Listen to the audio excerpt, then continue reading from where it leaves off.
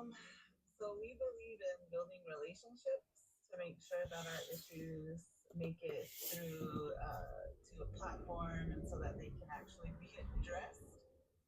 And my community, that would be very hard for me to make a statement because we rely so much on federal funding and state funding for, health and our ICMO cases, and we have a 3% unemployment rate, so like it's kind of like that's not the reality that we live in, and unfortunately we're 21st century natives, so a lot of us are still trying to figure out infrastructure for connectivity to basic things like the internet, and trying to get library books for our local library. Like, so it sounds good though. I like it, but I don't know if that's something that I could truly believe in. I would say, since we're all friends here, I was really excited about being able to cast a vote for a black woman until I started to read some of the policies that started sounding a lot more Republican. It was hard for me to want to co-sign to that. Yeah, so in terms of Indie Collective, I love what they do, and I think it is radical to hear that. And I just don't know if that would be fitting for my community and my reservation, especially because of how dependent we are on like housing and and all of the things that we heavily rely on federal funding and state funding in order for us to even have direct services.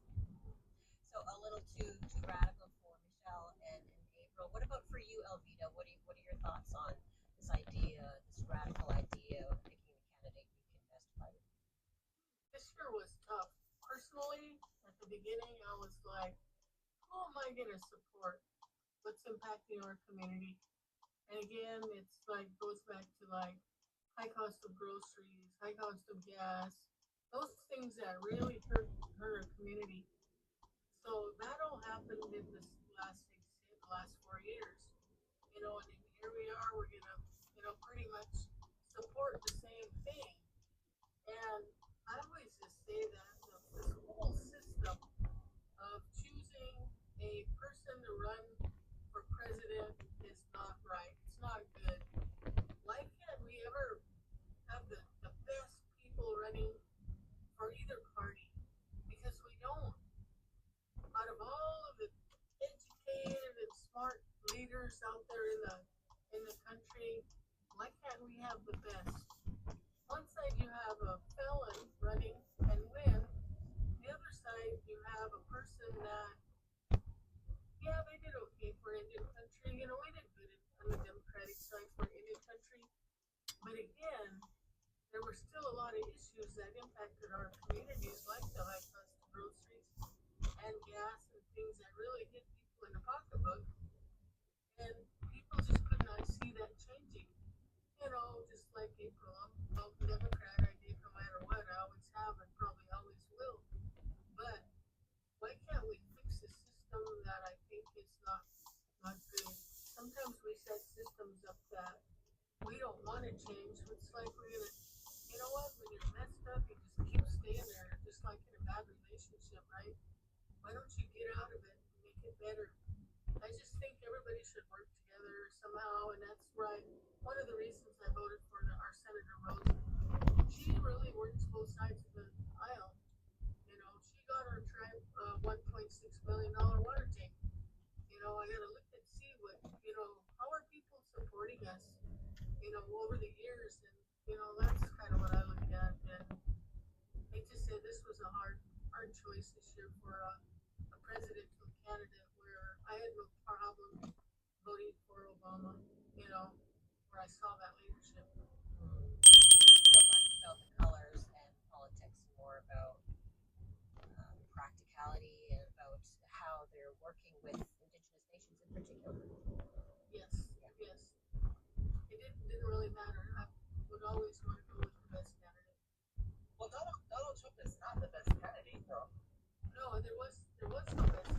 She ran a flawless campaign. I don't know. Like I think there's more to unpack there because I think in our communities and Native communities, then the party pounced on Biden. Like that wouldn't happen in Native communities, right? In terms of like using his age as a reason to say that he is unfit. That doesn't happen. That doesn't happen in Native communities because we love and respect our elders. And so the failure to address the genocide that is happening in Gaza completely, had a lot to do with the lack of voter turnout. And maybe that's why I felt the way I felt. But there's no doubt in my mind that like she was the perfect candidate for me. It's just there were some policy parts of this election that I just could not co-sign to.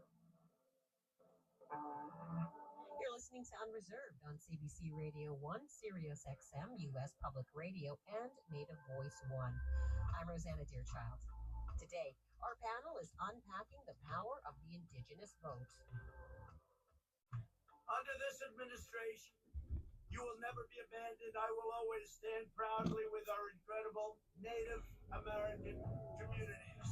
Over. That's President Donald Trump speaking at a rally in North Carolina back in the 2020 election. During this election, though, rallying cries from either candidate around Indigenous or tribal issues were non-existent. And according to our panel today, it's no surprise. Elvita Martinez, Michelle Stark, and April Ignacio say that more Indigenous issues need to be on the ballot so that Indigenous voters can see themselves in a system that often does not see them. Put forward a vision for Indian country grounded in respecting tribal sovereignty. How would you describe the amount of engagement from any politicians in your community this election? Well, we had in Alaska, our first Alaska Native elected to federal office running to retain her seat. And Mary Peltola is Yupik from Western Alaska. And of course, she was everywhere, almost everywhere, all at once for all of Alaska communities, but definitely relatable to the Native communities. And it was a very tough race, and it was with someone she went up against 2 years ago and twice. And he comes from a legacy family. So for Alaska, we've got a lot of attention from the congressional races, but everything else was more local. There was a time where our federal delegation was always traveling to rural areas. That was a normal practice. And those were the days before really the culture wars started taking root in the legislative branches of government.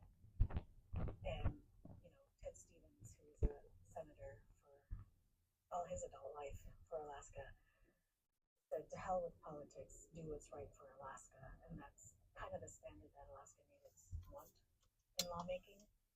And Alaskans are nonpartisan or undeclared at a rate of over 60% as it is. And Alaskans vote across party lines at least by 2022 at a rate of 49.9%. But Alaska Native communities, we vote at a crossover rate, not down party lines, but a crossover rate across party candidates at a rate of 79.9%. Wow. So we care about the quality of the candidate or maybe the platform that these candidates offer over party. We want the state of the state. We want the state's business done. And it's not always done that way, at least in the 21st century. It's a very different approach to politics. Alvina, what about for you? What is the amount of engagement from politicians in your communities? Pretty much been zero on this campaign. And that's the first. We always got somebody from the different parties at least stop by, at least meet with our tribal chairman or come by and just say hello, bye, leave some t-shirts, some of their information. So this is the first that we haven't received reservations in colonies in Nevada. The candidates did go to like Reno and Vegas, and then some of the tribal people attended their events close by, that the tribes that were close. But in rural Nevada, they didn't bother coming to rural Nevada at all. And April, what about for you? Well, we hosted quite a bit of candidates, and it was just our grassroots group reaching out to candidates to get them here. We had a couple of them who actually didn't realize how far we lived and decided halfway through that it was a little too far for them to travel. And so um, that's pretty standard and pretty normal because of where we live and how far we live from the mega metropolis of Phoenix. We're about 3 hours south, just right along the Arizona Mexico border. So we do as much as we can to make sure that our how much of them have access to these candidates and our last candidate, we had about 60 candidates from the state level all the way down to local school board races. This is something that we've just been sort of building year after year after year. And I think that our state legislators understand, understand that. Thank you for that. Um, I really want to swing back to this idea that you had talked a little bit about in early about the love that we're trying to bring our community together and the support that we're trying to create among our nations, whether they're in Alaska or whether they're in Nevada or whether wherever they are. You know, a lot of people are feeling really uncertain and maybe even afraid about the next 4 years.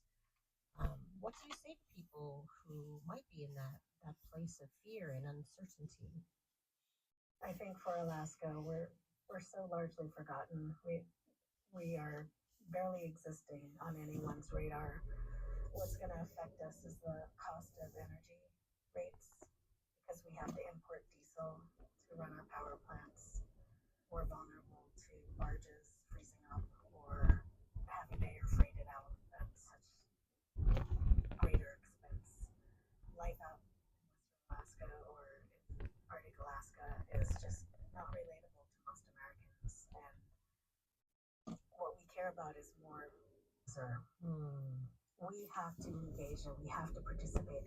We have to be engaged in every step of decision processes, and that includes boards and commissions, that involves local governments, regional governments, statewide and federal governments. We need to step up and we need to be offering ourselves as public servants so that we're as equal at the table as any other stakeholder.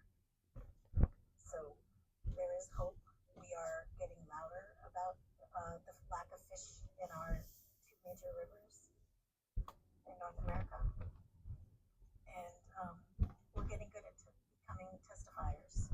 We come in and we prepare testimony and we share from our heart and we share from our stomach and we share from our soul. So we are slowly becoming more active in a lot of different policy ways.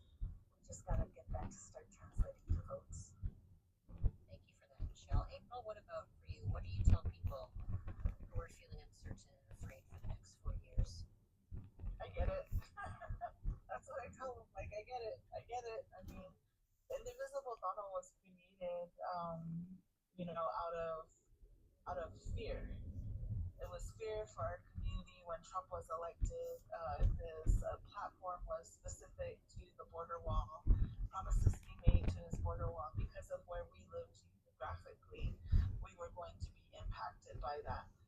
And so, because we have tribal members who live south of the border and north of the border, it feels almost like full circle. We know what to expect. We know that we will be targeted. It doesn't help that the United States Congress and Senate was also flipped. I had a friend yesterday who was teasing me about, you're a fighter, you're a fighter. And when, when they're getting ready